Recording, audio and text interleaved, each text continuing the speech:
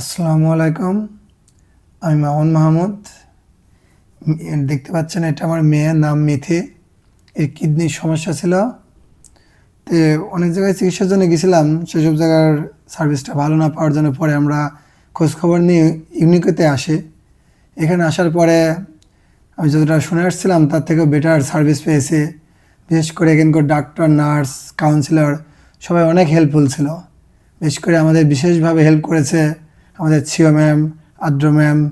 তিনি সর্বদা খোঁজ খবর নিয়েছেন এবং আমাদের সার্বিক সহযোগিতা করেছেন। আপনারা যদি বেটার কোনো চিকিৎসা পেতে চান বা ভালো সুযোগ সুবিধা নিতে চান, তাহলে অবশ্যই আপনারাও চাইলে ইউনিকোতে আসতে পারেন। ধন্যবাদ।